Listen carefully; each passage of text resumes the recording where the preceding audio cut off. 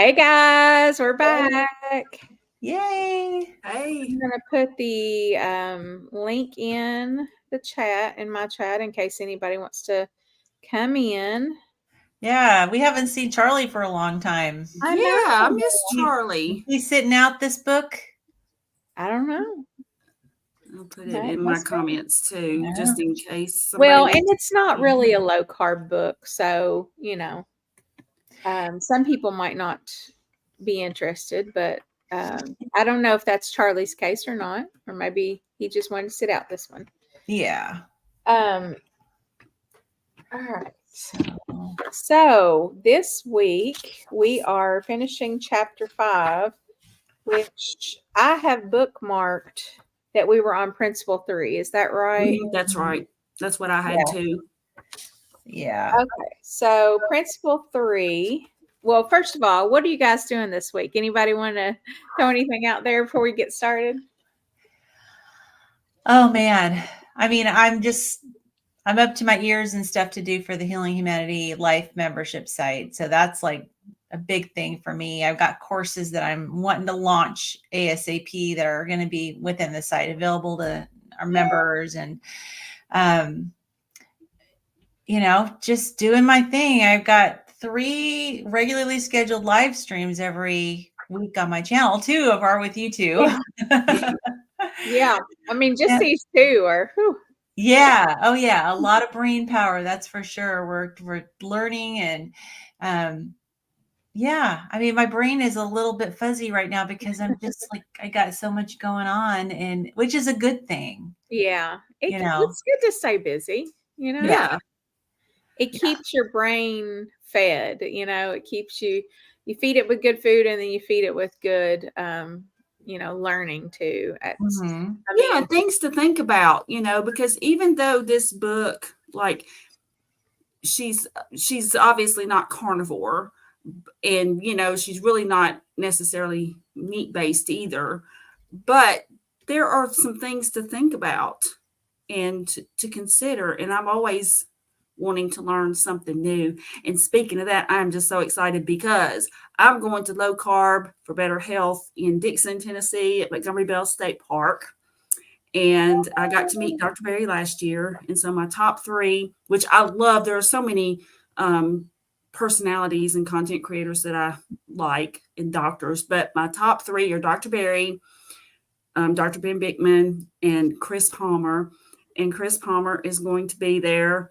And so I got his book in hardback so that I can get him to sign it. And I'm just like so excited to meet him. He's just so kind and compassionate. And for my day job, I'm not going to say where I work, but it does have to do with the mental health field. So, so I would really love to somehow connect my employer with his work, because I think it could do some good. And I've just got to think of some way to maybe bring it up, but I admire him so much. So anyway, I'm really excited about meeting him. That's awesome. So when is that conference? That's this coming weekend. So Friday night is the dinner, and then the actual conference, the event. Right. So you'll have to keep an eye out. You'll have to keep an eye out for Amy, who the co-author of the books that we've written for Healing Humanity and for Dr. Berry. She's going to be there. Oh, awesome. Okay. Yeah. So she has been staying in her van. She's going to end up living in her van, but she's been staying at a campground in her van, but she didn't expect it to be as hot. And she sent me a picture the other day. Her face was beet red, but she hadn't been able to get her air conditioner in her van hooked up yet. So I'm hopefully I think she said today she's going to end up spending the night at a motel because she just couldn't handle it. So hopefully it'll be it's been like in the 90s. If she's in Tennessee, it's been in the mid 90s. Yeah, she was expecting it to be cooler. Yeah. I mean, she came from Texas and she was expecting it to be cooler than Texas, and it turns out it wasn't. So, but yeah, she's going to be there. And so I told her to look for you. Oh, good. Well, I look forward to seeing her. That's awesome. Yeah. Heck yeah. I'm hoping that I can meet several people. Like I've like last year, I met some of the folks that were in Dr. Berry's community. So it'll be exciting to see who else I can meet. I was hoping more of my YouTube friends would be there this year, but maybe next year. I And I really might wanted do to Keto go. Palooza next year. I just couldn't do it this time, but I'm Yeah. hoping that next year I can do that. Maybe I fit in 2 really, of them. I really, really wanted to go to the one in Tennessee, and I was still kind of holding out, like maybe I'll do a last minute thing, or it's just I've just got so much going on, Yeah. So, So so Kim, are you going to the Keto Palooza?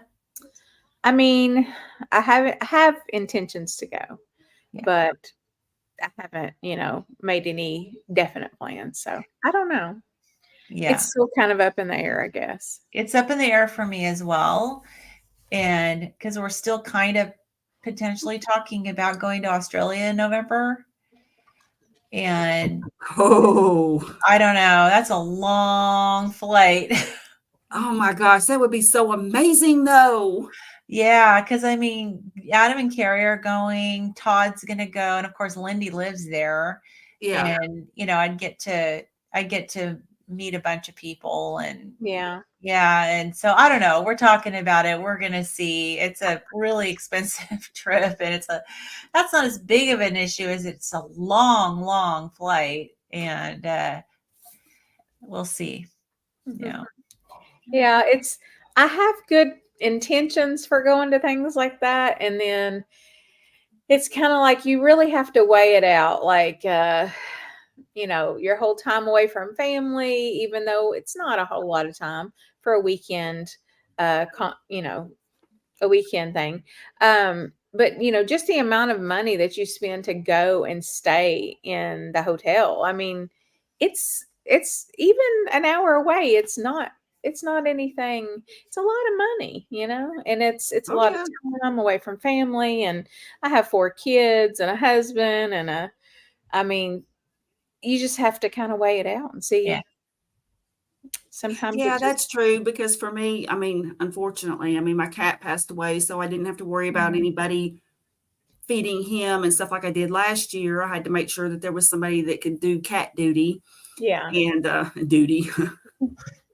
Anyway, And you know what I mean. Literally and physically. Yeah, and things like that, Metaphorically. and it's just me. So, my kids are grown and gone, and my daughter went with me last year, but this year my Yeah. brother is going. So, Okay. Oh, that'll be fun. yeah, he's just gotten really interested in the whole like low carb / keto thing. I mean, I think he's almost carnivore. I mean, he eats some veg and stuff, but he's doing so well. And he's really interested in, like, he sends me pictures of the food Mhm. that he fixes and stuff like that. So I'm really excited for him. And so I think this is a good opportunity for us to hang out together too. And Yeah. we've traveled together before, but Mhm. so yeah, I'm looking forward to it. Well, I hope you guys have fun. Yeah, Thanks. definitely.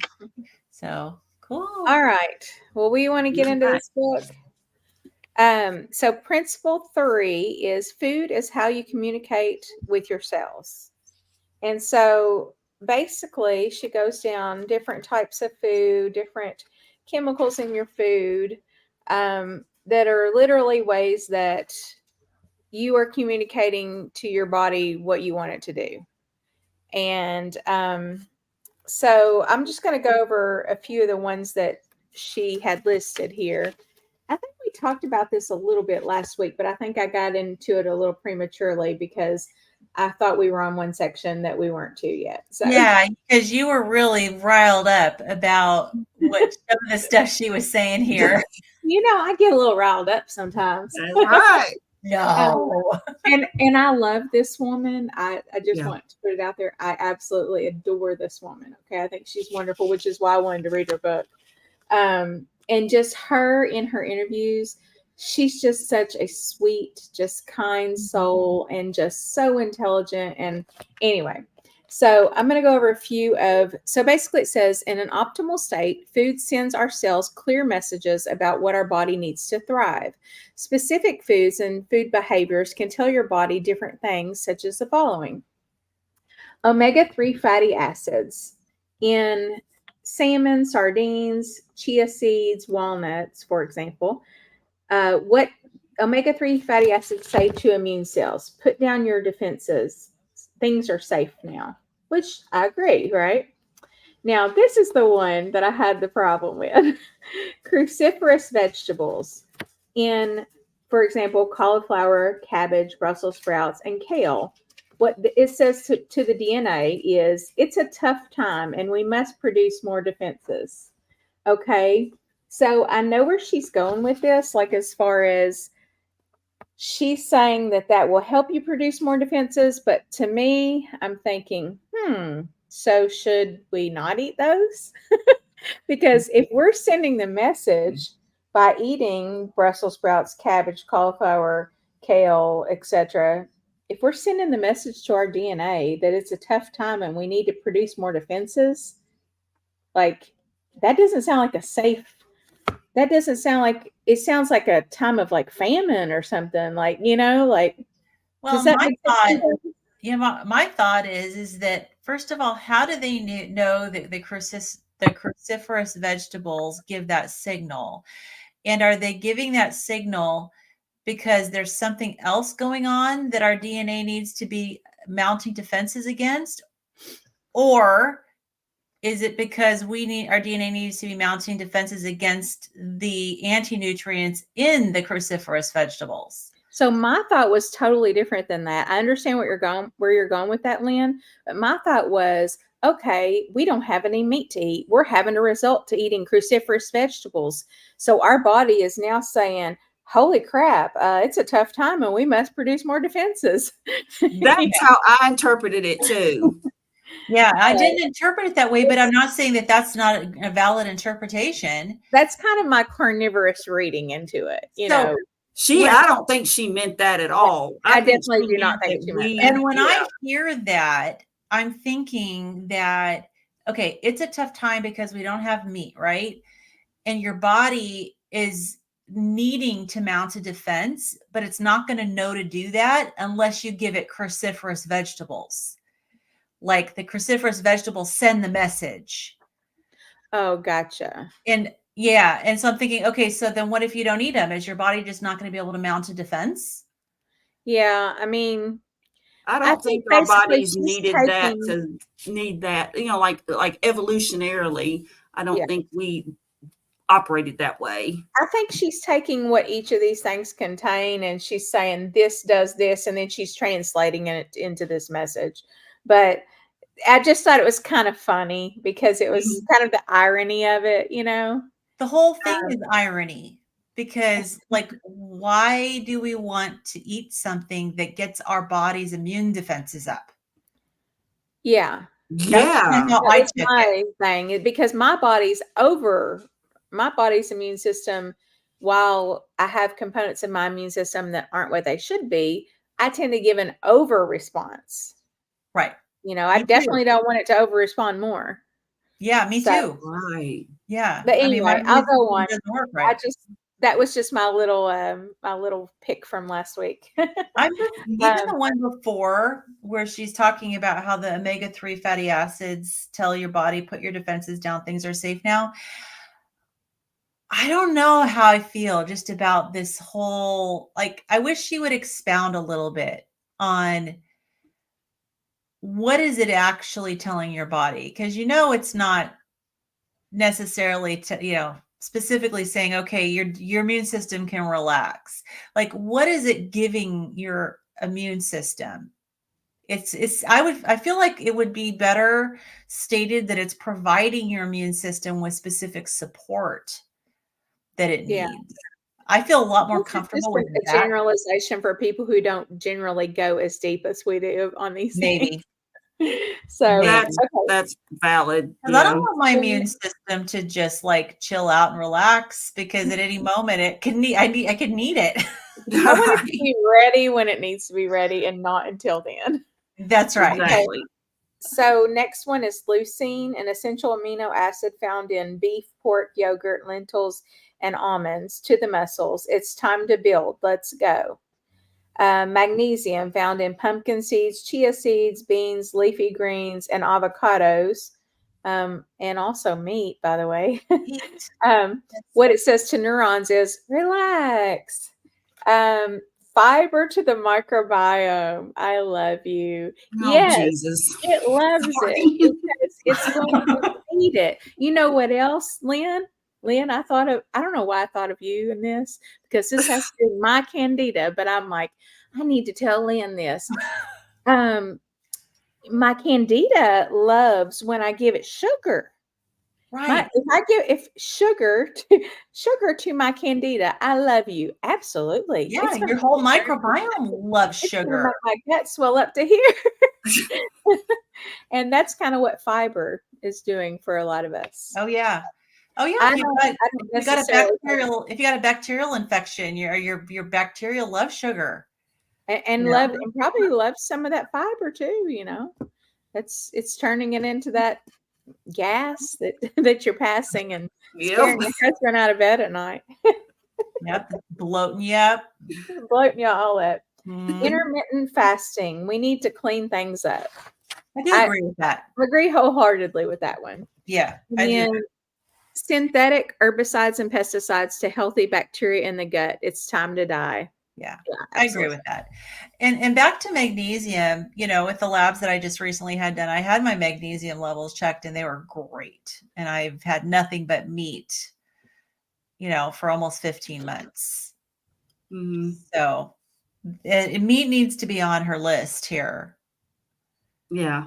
Because, Well, a lot of people just don't think because they're so accustomed to hearing that plants have all of these vitamins, minerals, nutrients, phytonutrients, whatever. And people and we've just been conditioned that meat is not quite so good for us, that we shouldn't be eating it. And I'm not saying that she's necessarily has that point of view, but I'm saying that I think because of the conditioning that we've had, that it doesn't occur to most people to say that meat also has all of these nutrients, which it does. It even has vitamin C. I mean, it's got a lot of things that people just don't consider that meat has. Yeah. And also, like Cynthia says, our understanding of the microbiome is in its infancy. To say that we know what it needs is a guess at best. Absolutely. That is true. absolutely. Yeah. Mhm. And, those of us who've been carnivore for a while, I'm hoping, I know Dr. Baker is going to be doing research and trials through Rivero. Mhm. I hope that he does a gut microbiome trial. Oh, yeah. That You would know? be very interesting. Yeah, I mean, have a bunch of people who've been carnivore for at least a year or whatever, or 6 months, and have them do a stool test. I wouldn't be surprised if we all had different microbiome. I mean, there's all sorts of factors that go into it. I But mean, I would say we definitely would because some of us eat dairy. Some of us are strict carnivore. Some of us are lion, yeah, lion diet, not lying. yeah, lion diet. That's right. Some of us may also be lying. That's true. Might be. Some of us Lion. try to fess up with our king size M&Ms, but Cheesecake. we're not perfect people here. Kim is Right? brutally honest. I mean, I just feel it's necessary to, to fess up a little so that people Sure. don't think that, oh, these people are just having no problem at all. Like, Oh, yeah, no, that is we not still the struggle truth at sometimes. all. Yeah, yeah. But So, it would be very interesting to compare the gut microbiome of carnivores to people on a standard American diet because I just think it's going to be vastly different. And I think, I'm sure the gut microbiome adjusts based on what you're giving it, level of inflammation, all sorts of stuff going on. Benazati. Oh yeah, I know who that is. It was usually keto, went carnivore for 90 days and saw his gut bacteria diversity increase. The diversity increased. That's awesome. At least I think that's awesome. That's what they tell us, right? That's what they tell us. I mean, they say the more diversity you have, the healthier you are, Well, and I guess since the study, like Cynthia said, the study of gut microbiome is very much in its infancy. Do we really know how much diversity is healthy and how much we really need? Yeah, That may vary as exactly. well. And then some of it, I mean, just like with the candida, it's supposed to be there in everybody's bodies, but in my body, it just freaking takes over. Yeah. Like, what I want to know is what other kind of bacteria could I have could I facilitate to have into my microbiome that would keep that candida in check, Isn't it supposed to be like the bifidobacteria are supposed to be really good? Like if you're going to take a probiotic, make sure it's got a lot of those strains. I know acidophilus Yeah. Oh yeah. is supposed to be really good for it. And it does. I do notice that it helps, but as I told people before I went carnivore, it was always just like at any minute I could be out of whack. Like if I don't fight it constantly, fight it, at any moment it'll take over. So, I just wish that I could get to the point where I could just be like a normal person. I don't know what's normal, but just Right, not I having was just gonna attention everywhere. say normal That'd be good. sucks. Well, I mean, normal is not being eaten up with candida. Right. It's 24/7. opportunistic. It's very miserable. Yeah, I mean it's opportunistic, right? And so it's Most people don't have to think about their candida. Yeah. The fact that I have to think about my candida literally every day is, it's crazy making, honestly. It's good to be able to give yourself, a big, huge bolus of whatever bacteria is going to settle it down. Yeah, it and back I in don't think place. they understand that well enough to where somebody could actually do that. Or if they do, it's probably like one obscure scientist somewhere at some remote part of the world that I'll never meet. Yeah, no kidding. Yeah. So interesting area of study though. It's crazy to find out that meat is healthy and veggies be more anti-nutrients. I'm not saying veggies are bad for us. It's come in handy to keep us alive across history when we couldn't find meat. Right. Right. And that's the whole thing going back to the cruciferous vegetables, saying we don't have meat, so we're going to have to resort to this. That's still how I look at it. Yeah. Yeah. Yeah. And there was a reason, like I know we've said this and said it, but there was a reason that they fermented vegetables. Like they knew something that we have lost, know? Well, it helped preserve it too, and it made it more digestible. Yeah. I think the making it more digestible part was a biggie though.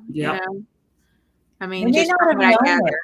They may not have known for sure yet back then. Who knows? They just may have known that their gut feels better if it's fermented, versus not. Yes. And as Cynthia says, and they will want to sell you an overpriced supplement. Oh yeah. I know. Absolutely. So interesting. So the thing with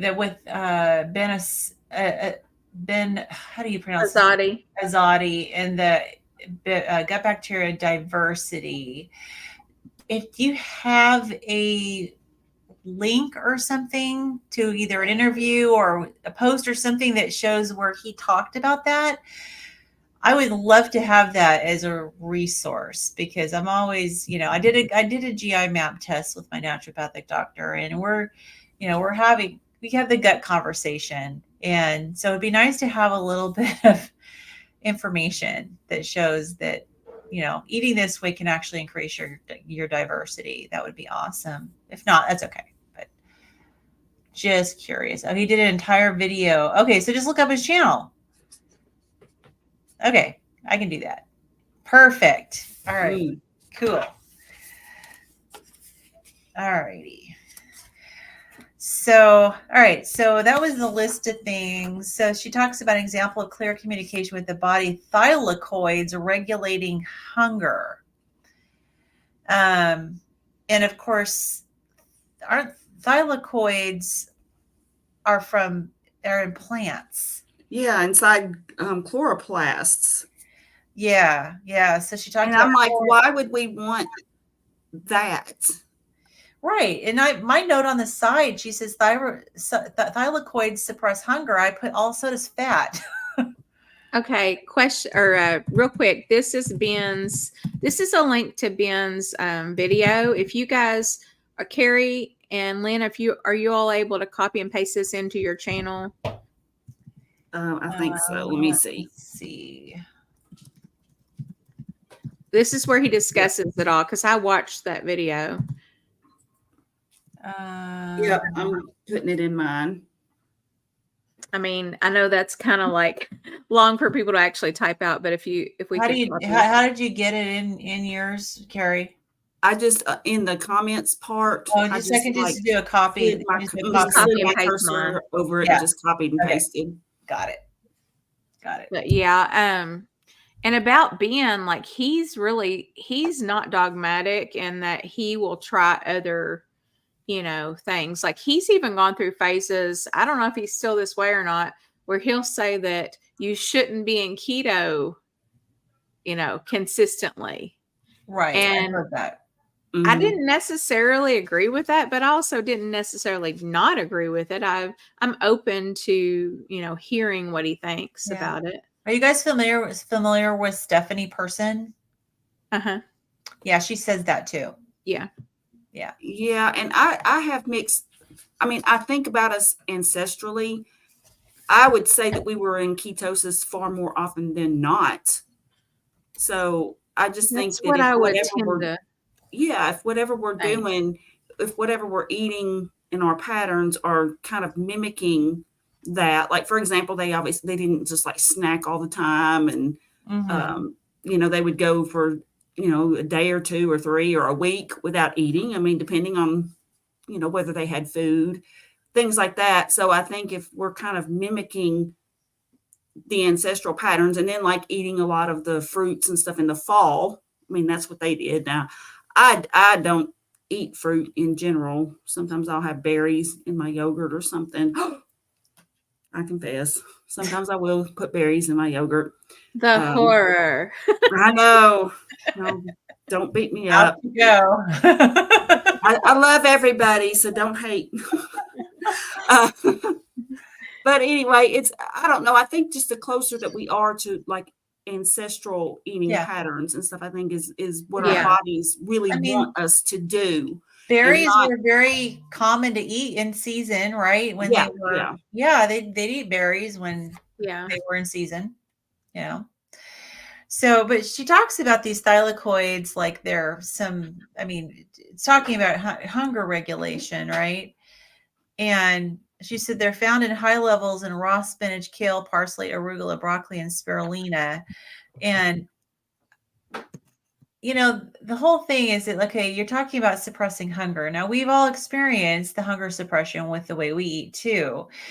And our food, as long as we're getting it really well sourced, doesn't contain all the anti-nutrients that all these other things raw spinach is full of oxalates.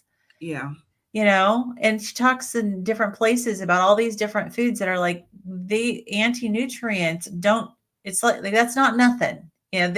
Some people are very sensitive to them, some not so much, but yeah, it definitely changed the way I thought about raw spinach, not just this book, but learning about oxalates and spinach. Yeah. Mm-hmm. Yeah.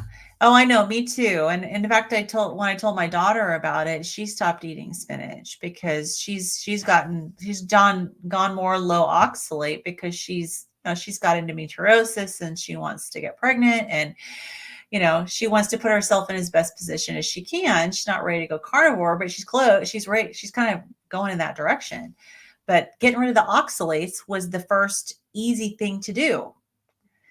I did have a theory though about this thylakoids regulating hunger. Mm-hmm. I think also along the lines of, meat necessarily not being available and people having to eat a lot of things like spinach, maybe that's why it helps to suppress your hunger, because that would be an evolutionary mechanism for survival. You don't want to be super hungry Mhm. if you're having to resort to eating things like spinach and not having meat available. Yeah. That was I my wonder thought. though how much spinach our ancestors really ate. Like, what were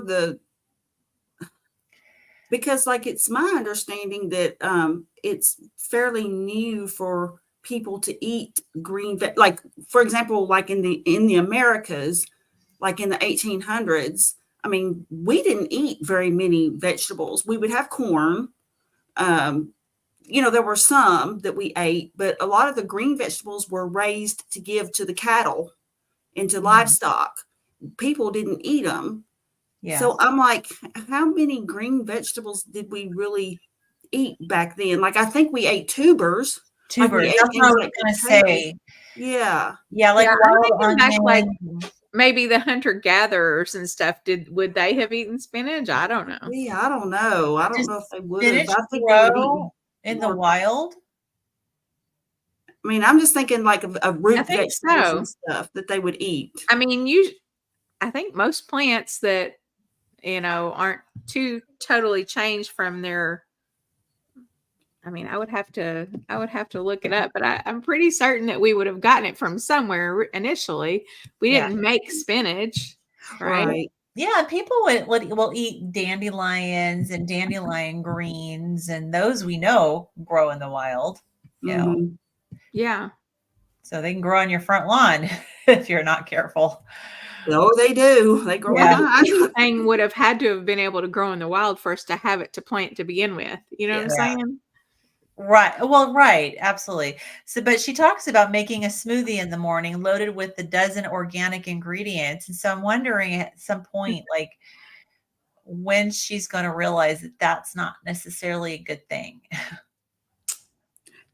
Weren't there some people, and of course, I know you can do almost anything in like to an extreme, but weren't there some people, like famous people, that were like hospitalized for having, like, they had too many green smoothies and it like actually did something to them? It like poisoned them and they Yes. put them in the hospital. Um, Wasn't there some famous like actor or was it somebody the who? guy that was married to Miley Cyrus, or there's was two it of them him? that I get mixed up. Um, Yeah, I think it was like, was it yeah. kidney? Okay, so Liam Hemsworth. Was he the one that was married to Miley Cyrus? Yes, I think so. Yeah, so it says he had to completely rethink his vegan diet after painful health scare. So let's see here. Oh Lord, was it Chris Hemsworth? Chris, No, Liam, his Yeah. brother. Oh, it was Liam. Okay, because I started to say, man, don't tell Cynthia me said Thor Chris was Hemsworth. eating that stuff. So it was because of kidney stones. Kidney stone. Okay. It was a calcium oxalate kidney stone, and basically it just says that they're really high in a lot of vegetables, especially spinach, almonds, beetroot, and potatoes. And he, just I guess he was having them like every day or something, from what I Yeah. gather. Well, you And know, I thought that I heard Dr. Chapey talk about somebody who had, and it could be the same person, but I'm thinking there was actually like more than one that this happened to, where they were like hospitalized because of too many of those green happen. smoothies. It can happen. I He, mean, I know it was like a big health scare for him. Uh-huh. when I interviewed Lisa Wanderers on my channel from Australia, and before she found carnivore for her rheumatoid arthritis, she was trying the whole vegan approach. And she told me she was doing like 2 green smoothies a day, and just like her, obviously all the vegan food. And when she switched to carnivore, her oxalate dumping was really severe. And I mean, it probably could. She's probably too stubborn to go to the hospital, but it probably sounded like it probably should have, because she said it felt like shards of glass coming through her urethra, and she was seeing the crystals That's Like, essentially what it looks like. yeah. Oh, Yeah. She was seeing the crystals and then she was scraping it off of her scalp and like crystals underneath her fingernails. And yeah. So just think whoa. about those are in your body. They're settling in your joints and they're, in your bladder, your kidneys and, everything. So yeah, that's why I get a little bit like, I don't know. It'll be interesting to watch Dr. Means over time Mhm. and see if she kind of narrows her focus more Yeah. towards carnivore. I mean, you have to consider she's like, I feel like she's just breaking out of this and going on her own. And I feel like she's probably going to be one of the, like when you look back when we actually know something about the gut microbiome, we're going to be like, oh, there was doctors like this one, for example, who, she knew something wasn't right. Maybe she didn't know exactly, Right. but Mhm. she was one of the pioneers of breaking out on her own and Yeah. trying to actually help people improve their health. Yeah. And I feel like we're at a turning point where you want to be on the right side of history, but it's also very difficult to break free from the system. Yeah. And the key with her is she's questioning. Yeah. Yes. She started questioning, and that's good. Yeah. Yeah. And we all learn. I mean, it's been a 10-year journey for me. When I first started, I mean, it was just I was looking at like paleo or primal type diet like Mark Sisson and that sort Mhm. of, and it's just been a very gradual lessening of carbs and stuff. And so this has been, I mean, I've been looking at information on this subject for years. Not to say that I'm an expert, I'm still learning, but I'm just saying it's for many, many of us, we didn't just like jump into carnivore right away. It's you just start paying attention to diet, you start learning about it, and the more you get into it, the more you learn and the more you evolve. And I think that's what's happening with her too. Yeah. Yeah. And I think she's so too. and Yeah. it's very encouraging that so many doctors are questioning, and it says a lot about her character for her to, she questioned it. It didn't sit right with her what, the way medical care has been done, and just the whole industrial complex involved with medical care, and just this big machine that it's become. Right. She's really she is questioning it, and I think that she, like Kim said, she's going to be considered a pioneer along with so many others. I think Yeah. so. All right. So, Carrie, you want to read Principle 4? Sure. Okay. Extreme food cravings are feedback from your cells that you're giving mixed messages. And so basically what she's saying here is that when you're not feeding your body what it needs, it knows it needs something, and it just keeps on. It makes you hungry. It's saying, come on, give me what I need. And then if you continue to just eat the junk, the garbage, whatever, then you just eat more and more and more, and your body wants more and more and more because it's just not getting it. Yeah. It's not getting the nutrients that it needs to, to build, to grow, to just run processes inside your body. Yeah. So like she talks about, let's see, a key point in understanding how to overcome cravings and create a sense of freedom with food is this: if your body is pushing you to acquire specific foods cravings, that is a signal that your human cells or your microbiome cells biological needs are not being met, and they are employing their tools like hunger hormone secretion to get you to aggressively seek food with the chance that you'll eat something that scratches their fundamental itch. And I believe that's true. Yeah, I do too. Yeah. And this is also back to yeast. Your yeast, as they're dying off, they will actually make you want to eat sugar. Mm-hmm. Just like your good bacteria will make you want to eat, will have a need and give you a hunger signal.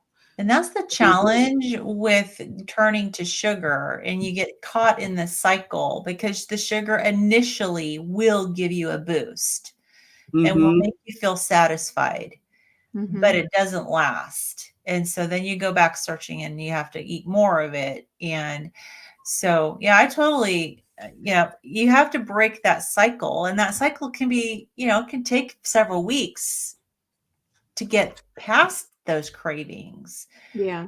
But once you And do, it's hard. Oh my gosh. it takes a lot. It starts here. Mm-hmm. You've got to have the mental commitment to do it, and just the determination that I'm going to do this come hell or high water, Yeah. And have support and accountability and, and a plan. I know that And when, that's why it's good to have this community, Mhm. because people in our everyday lives are not like us, No. They're No, just sir. not. And I mean, they may love us and even support us, but they're just not on the same path that we're on. And so you need, it's almost like, I kind of explain it like going to church, you go to church to be around people who believe like you believe, to kind of reinforce that and keep you on the right path, right? Well, I have to be around my people Mm-hmm. that eat like I, and that have that level of knowledge that I've got, or Yeah. they're on the same path as far as obtaining that knowledge, as to why we're doing this and stuff. Because every day you're inundated with messages that are just totally opposite. yeah. And And you are still working in healthcare. Mhm. Mm-hmm. So I know that's a special challenge. It really is. And I mean, just the eating part of it, just all the stuff that they bring for the nurses to eat. And, even any little treats that, anytime a nurses week or we did this special comes along, we got magnet certification, we did whatever we did, they will bring around just these carts full of treats for the nurses. And it's like, oh, okay. I go over there and I'm looking and I'm like, oh, yeah, oh, sorry, thank you, but I can't have any of this. So, and it's, you always feel like the odd man out, Mhm. Yeah, and I think I told y'all about the time, and this was a few years ago. This was before I was carnivore, but we had a meeting, and they thought they were doing a good thing by ordering pizza, and they got all these different kinds, like the pineapple ham pizza and the spinach pizza. So they thought they were, but of course it was pizza, and I mean, Yeah. and so I was just like, well, I didn't really know I just started scraping toppings off like a little kid, and they just kind of looked at me, but didn't really. I mean, and of course now they just know that I eat the way I eat, but it was just really fun. But it's awkward kind of because Yeah. they had a good intention. They were trying to, accommodate They everybody's. probably even had gluten free, right? I think they did have gluten free. Actually, come to think of it, I think they did. And It's like you feel bad because they're trying, but yeah, and why it's do just we have like, to focus everything around food? yeah, Why can we not have? Our culture. Yeah, it's just, Mhm. it's unfortunate, I think, that we do that. I get it, but at the same time, it's Yeah. keeping us all sick. Yeah. Right. And so she says we're eating ourselves into a state of bad energy, because the Yeah. food we eat is tapping into addictive pathways rather than meeting our needs or checking our body's boxes. So which is so true. We've all been there, Mm-hmm. Mm-hmm. And like Kim says, is sometimes it's in your gut microbiome where you're getting those cravings. You've got an imbalance of the wrong type of microbiome, and it's going to be, like you said, your yeast wants sugar. Yeah. So all the little bugs send signals too. So Yeah, and she talks about fructose, and that I agree that I think fructose and probably seed oils are two of the worst things that have happened to our food. yeah, Because like I I think about like what we ate like 100 years ago. And I mean, people ate desserts and they ate bread, and we didn't have all this metabolic. Now, granted, there was no snacking in between times. I mean, I know there's changes, but I'm talking about in terms of just what people ate. And there was not all this metabolic madness that there is today. So it's like, I mean, so you look at fructose and how, and like she was talking about that, let's see, in the 1970s and completely, liquid fructose came onto the scene in the 1970s and completely changed the relationship between humans and sugar, increasing our consumption of added fructose intake from 6 grams a day from fruits to 33 grams per day, a five-fold increase. So like eating fructose in its natural form once in a while when it's seasonal would have been fine. But eating it all the time, like it's just, it's in everything. I mean, and she talks about how it depletes the ATP levels in the cell, leading to less available cellular energy, generates uric acid. So like when meat gets blamed for, crap, I just went blank. Gout. Gout. Thank you. Yes. Yeah. I was thinking big toe. Big toe. Yeah. And really it's the fructose. Yeah, that was something I didn't know. The fructose, a byproduct of the fructose is the uric acid. That's interesting. And that causes that oxidative stress. See, I had a friend who was trying carnivore who had problems with gout, and they ate meat and fruit. They ate fruit with their carnivore, and they said that their gout was still there, and they were questioning Dr. Berry because he said if you eat carnivore, you will get rid of your gout. And they were doubting that, but maybe this was why they had trouble getting rid of their gout. Yeah. Yeah. Yeah. I mean, did that person ever say, hey, well, why don't I just do a trial with no fruit? Yeah, like beef, butter, bacon, and eggs. I don't think they did. Yeah. So it might have been the fruit. That's what I'm thinking. Yeah. Well, and there's, carnivore, there's doctors out there like Paul Saladino that promote eating fruit. And, and I haven't looked and really read extensively on what his thought is, but I know that like he's getting plastered by Bart K and some of these other doctors. Bart K will plaster anybody. He'll plaster. No, he plasters. I'm afraid to go in Bart K's comics because I'm afraid he would plaster me. He does it just for sport, It's just like, oh, there's carnivore nurse Kim. Well, let's see. I think she ate some. She eats peanut M&Ms. What does she know? I love him. I do. I love him. I do too. He scares me a little. Yeah, he does me too.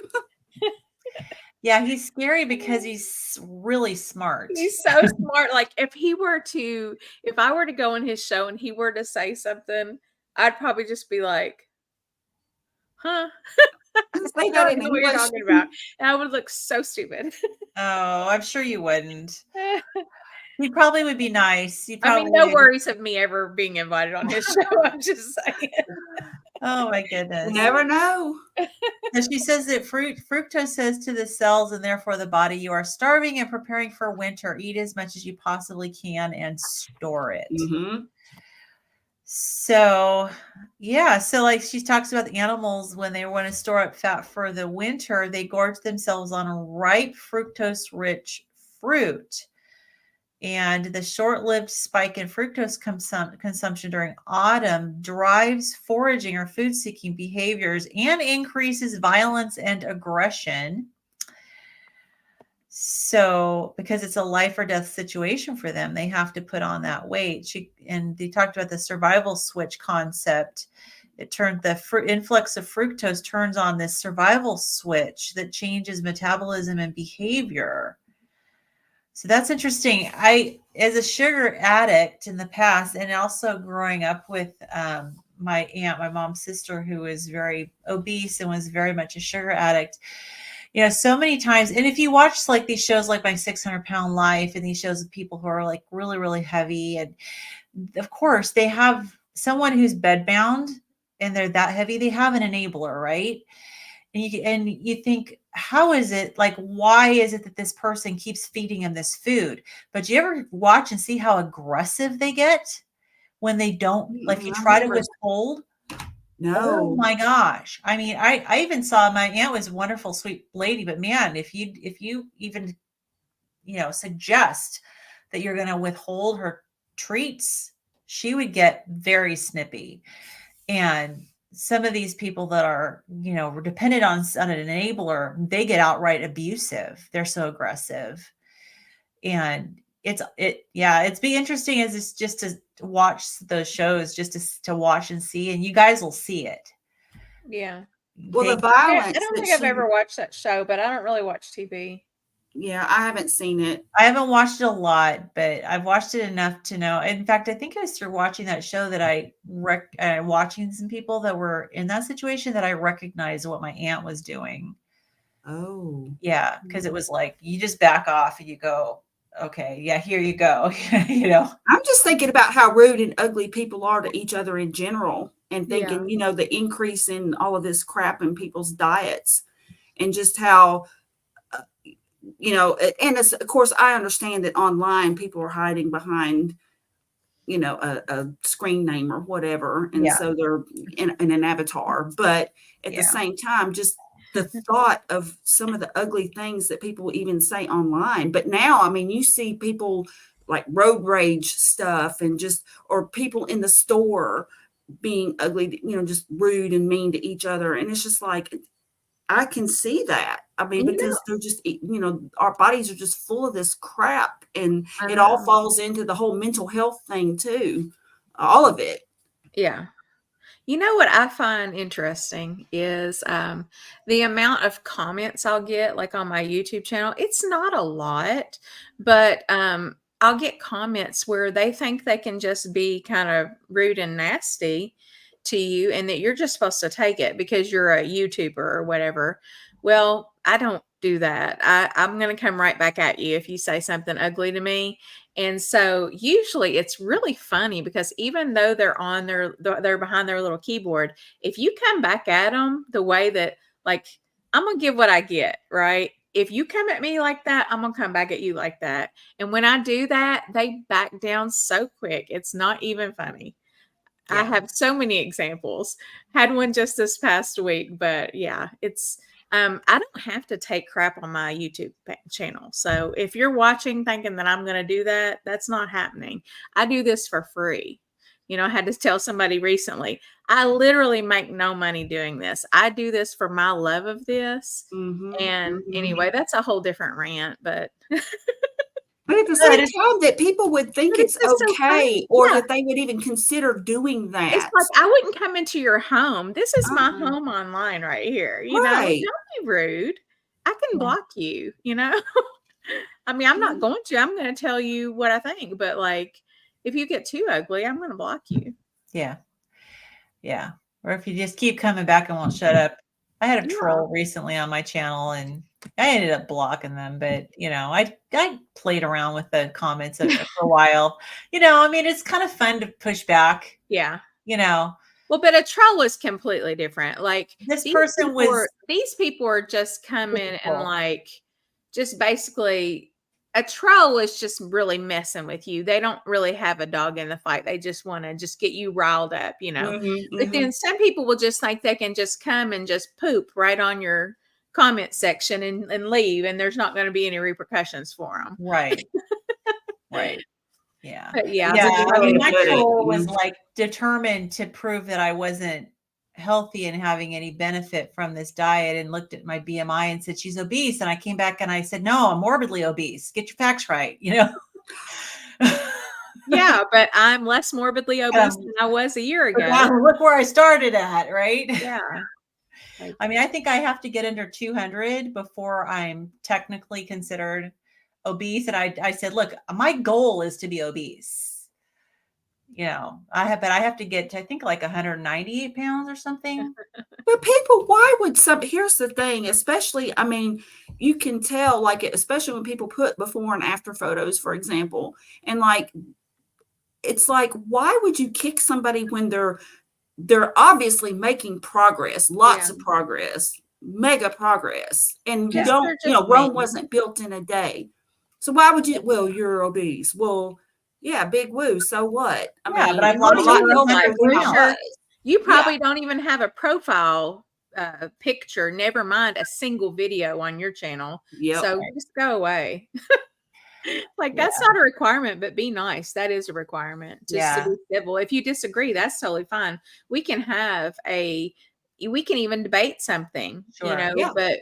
but we can do it in a respectful manner. Right.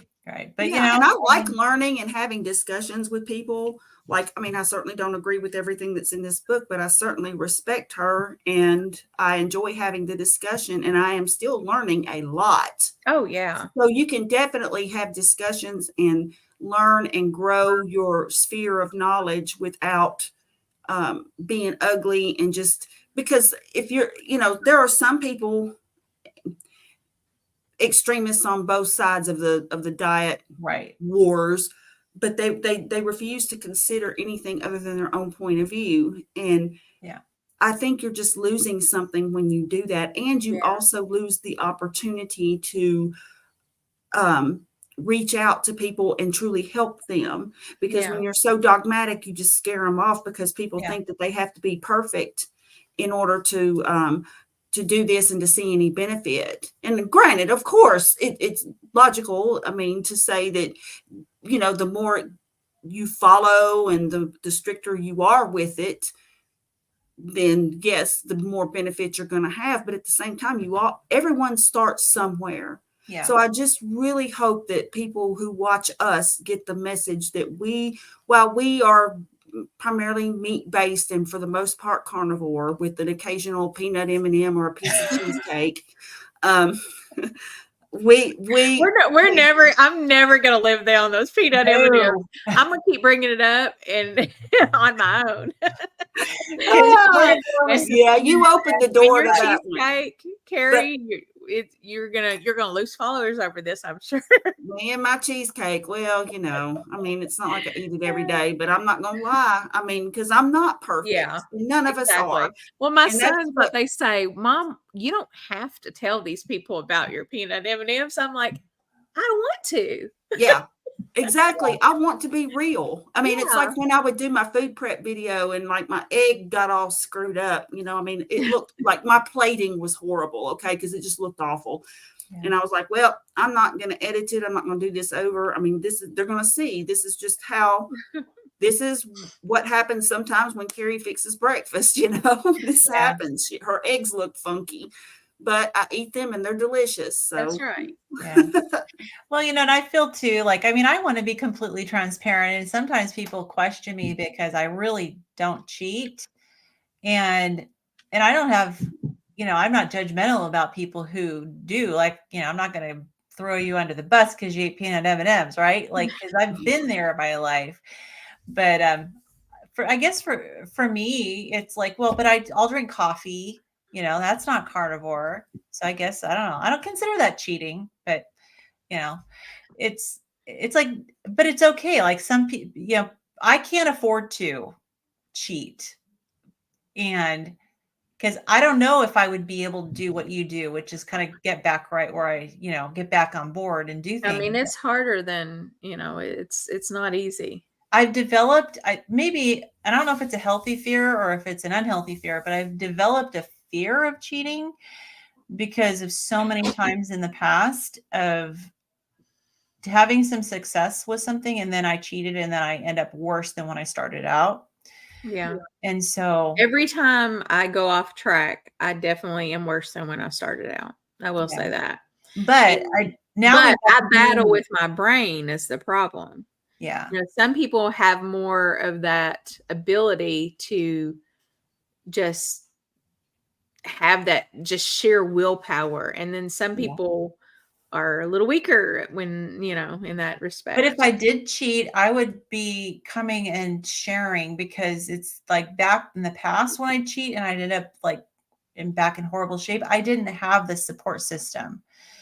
So now if I did cheat, I would come out and I would just talk about it, right? Yeah. And say, look, this is what happened. And I know that there's a whole community out there to offer support and encouragement and get me back on track. And I think Yeah. a person's why they're doing this is a huge factor. Like, Yeah.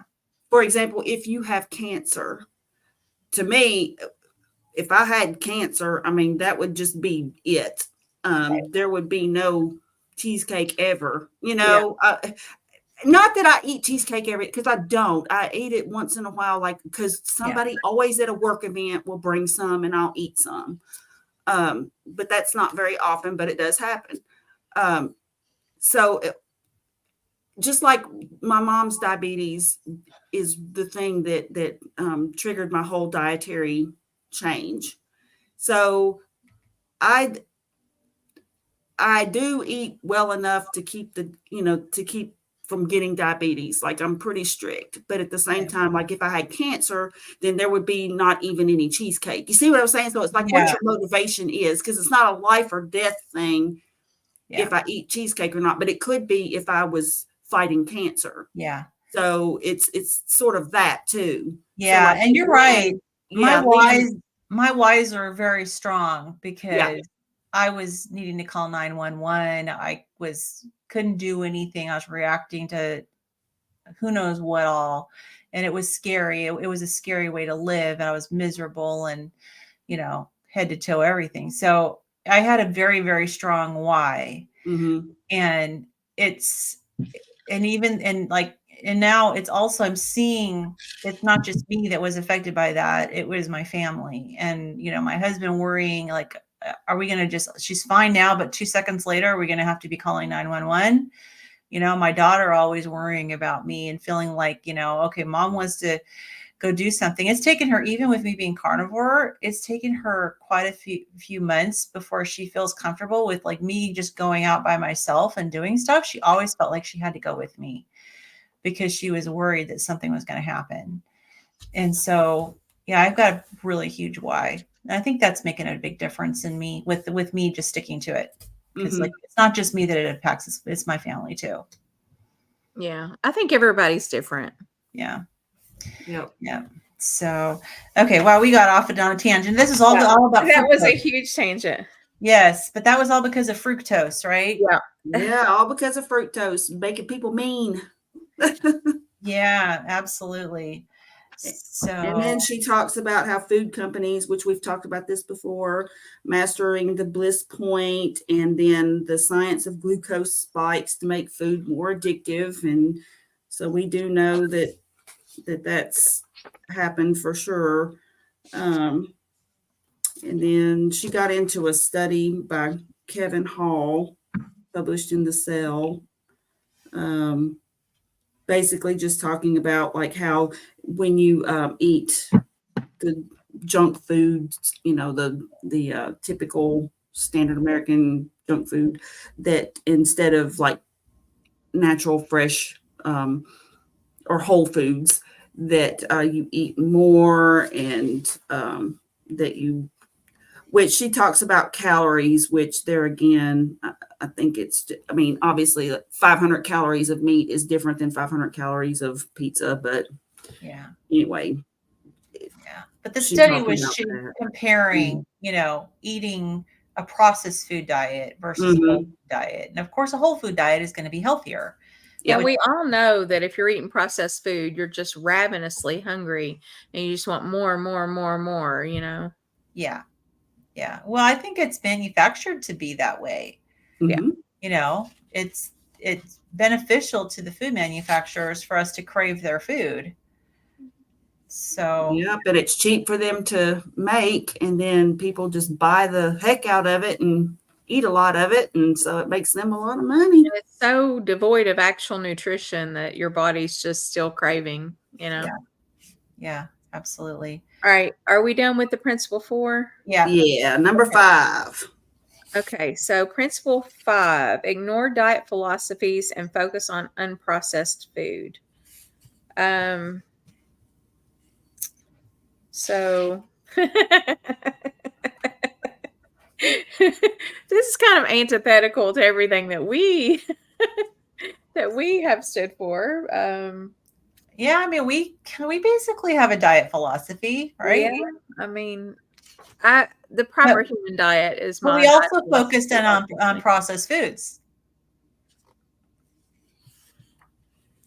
I mean, we don't eat yeah, on processed foods. unprocessed, right? On unprocessed foods, Okay, yeah. Yeah, I So, mean, you know, yeah. I mean, she's talking about how the different diets, they all promote this or that. And so she's basically saying, they're kind of like, don't follow these fad diets. And some people look yeah. at carnivore as a fad diet.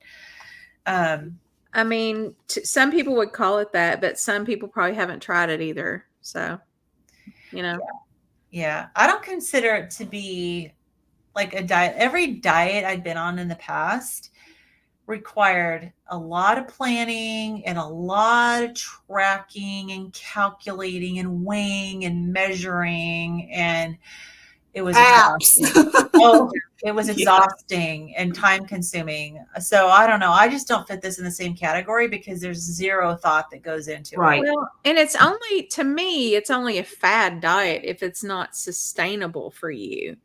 Like, Yeah. if you make this your way of eating and it is sustainable for you, then it obviously wasn't a fad. Well, everybody I hear that says it's not sustainable hasn't tried it. I know, exactly. And before I tried it, I just, to be kind of self-reflective, before I tried it, I probably thought that's just probably a fad. That's probably what I would have thought. Yeah. And I would have thought I that had it's not heard of something I it. could have done for a long period of time. Definitely not a year. I had heard of it, but and this was back before I even was like looking at things on YouTube and stuff. And there was a guy, and I just cannot remember his name, but I used to read his blog a lot, and he was carnivore. And I was intrigued, and I read his blog, but I just remember thinking to myself, I don't know if I could do that. I just remember thinking that at the time. Yeah, me too. Yeah. I mean, I didn't even have any desire to do it. I just did it because I knew that someone had healed their chronic candida with it. Mhm. And I was so desperate Yeah. that I mean, I don't think anybody does carnivore that's not desperate for something, Yeah. Yeah, because it's considered an extreme diet to the general public. But then really, once you do it, though, It's so simple. It is. It's easy. It makes regular ways of eating look so complicated and fussy, Yeah, exactly. Because like I can do meal prep, like, cook up my bacon, cook up some hard-boiled eggs, cook up some burger patties and some ground beef. And man, I've got most of my meals right there. And then I can maybe, just cook an egg to get, warm up some bacon, and there's my breakfast. You know what I'm saying? I mean, it's just so simple. I mean, Meals are easy. I grab a bag of bacon and some cheddar cheese sticks, and that's my breakfast, maybe even my brunch at work. Sardines, man. I'll eat sardines for lunch. out of them. Yeah. Yeah, super easy. So it's interesting. She talks about butyrate. So she's talking about multiple ways for cells to get what they need from food. And then she's talking about three things: butyrate, the EPA, DHA, and vitamin C. And butyrate is the thing that these doctors will tell you, well, you got to eat fiber, right? Because of the butyrate. And she said when the body is starved of carbohydrates, the liver will make a chemical called beta hydroxybutyrate, a chemical almost identical to the butyrate formed by gut bacteria with the addition of one oxygen atom, yielding a different pathway to give your cells the same energy benefit.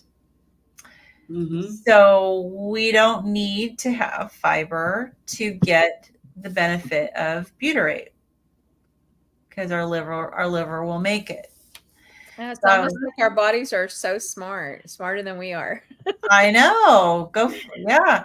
Well, I mean, you got to figure our bodies have to have compensatory mechanisms, right? Because people all over the world have different diets. Yeah. And some very, very limited diets, especially like tribal people. And, your body is going to have to be able to figure out how to give you what it needs based on the resources you have. And then EPA, DHA. I know that the standard American diet is very high in DHA and the omega-6, not the omega-3, and which is highly inflammatory. And she said 92% of people are deficient in at least one critical micronutrient. And because of the ultra processed diet, the poor soil, poor gut health, because they're consuming processed vegetable oils and processed foods. So, so we already knew this. We get a better balance of the omega-3s and omega-6s when the way we eat than if you're eating the garbage food, for sure. Let's see. So she does mention about carnivorous people getting vitamin C from organ meats. So I'm glad to see that she put that in there, because so often the whole, and actually vitamin C is also in regular meat, but at least she mentions it. Right. The fact that carnivores can get that. And so we're not going to die of scurvy. Yeah, I feel like even though she's not a carnivore, not necessarily meat-based, I feel like she kind of takes up for us, So yeah. She brings it in as, hey, in case you're worried, you can get it as a carnivore too. Now, it's an option, Do you guys eat organs? I take organ supplements. I don't eat the organs, but I have purchased them. I purchased them with the intent of working them into my ground beef, but chicken livers do not last very long. They go rotten really quick. So by the time I get to the little chicken liver container, it's like blown up. Just like those vegetables in there. I get liverwurst and eat that sometimes. And then I also get cod livers, and I'll eat a can. My goal is to eat a can about every other week. And I don't like them nearly. I like the taste. I hate the texture. Yeah. But I do make myself eat them and I like the taste of the cod liver oil too. I'm kind of like Rick. How do you eat them? I just eat them. I'll take them out of the can and put them like in a little bowl, and then I put some hot sauce on them and just eat them. Oh, okay. Just eat them with a spoon. So they're already cooked in the can? I don't think they're cooked. I think they're just livers, and you just pour them out. And so you're eating it raw? I guess it's raw. Okay. I really don't know. I've actually wondered about that, but I don't know. I don't think they're cooked though. I don't think they are. I think they just usually you can tell by the texture if it's cooked or not. Yeah, they're soft and they're kind of slimy. They're not cooked. Yeah, maybe if you cooked them a little bit, they'd be a little more tolerable. But then you might not get the full spectrum. The texture, though, I think once you cook a liver, it kind of almost gets rubbery. Yeah. And I think that would be worse. I don't know if I would want rubbery or slimy. I'm not sure. Yeah, they're easy. It's easy to overcook livers. Maybe cook them just a little bitty bit, just enough to knock the slime off of them.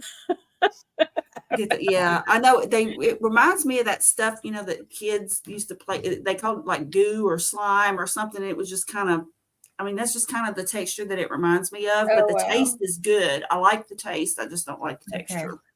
Well, I'm gonna get some worked into my ground beef eventually. I just haven't done it yet. Yeah, I've got the desiccated organs and the capsules. That's what I have. I don't always take them, but I do have them, and I take them every once in a while. I don't feel like it's necessary to take them on a regular basis. I think it's the kind of thing that you can just take here and there.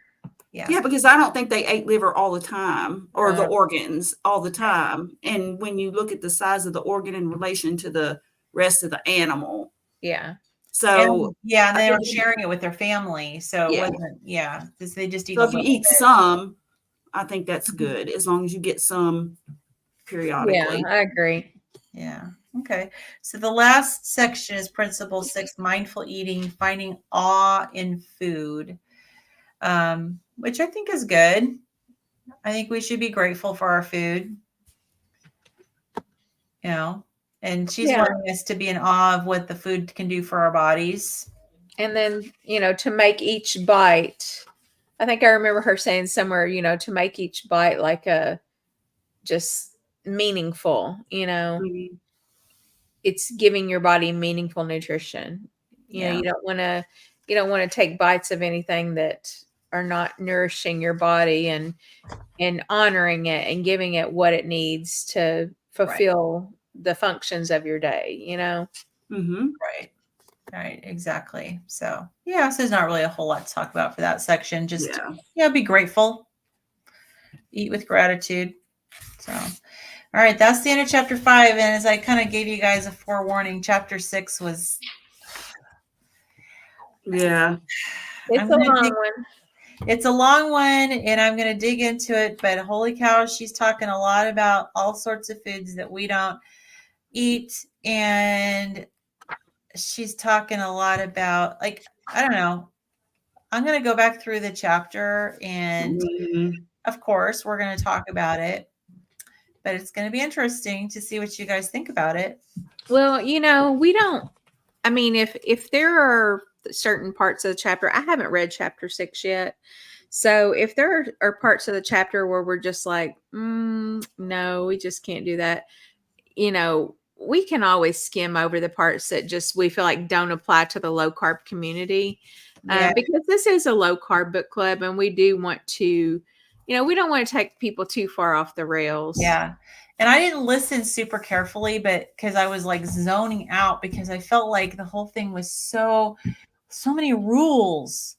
Like when you eat carbs, it's like, well, this has this much of this particular nutrient. This has this much of this. And you need to balance it, this and that. And I'm like, I ain't doing that. It sounds like the whole reason that I love eating carnivore. It's just so simple. Yes. Or even keto. Yeah. It's just simple, like a meat and a vegetable. Like that's all you got to do. Our ancestor didn't know the composition of their food. No. Like, so sometimes I mean, I get it. Yes, people love to study nutrition science and all the different nutrients in food, but holy cow, it's like, do we need to know that in order to eat healthy? Well, your average person's not ever going to even care about that. So, right. We need to find ways for everybody to be healthy. Right. Yeah, exactly. Yeah. So, all right. So I'll be interested to see what you guys think next week. Yeah, it sounds like it's going to be interesting. I had started reading it, but I didn't get very far. I got to water. Well, that's a good one. So, all right. Very good. Okay. Well, guys, we'll see you next week. Maybe on Thursday if you're there for our Thursday ketogenic textbook review. Then we'll see you Thursday. If not, then we'll see you next Sunday at 5 Eastern. And yeah, you can do the calculations otherwise. 2:00 Pacific. All right. 4 Central. Bye, everybody. Okay, bye, guys. Bye, Have guys. a good week. Thanks for coming. Yeah, thank you for coming. Bye.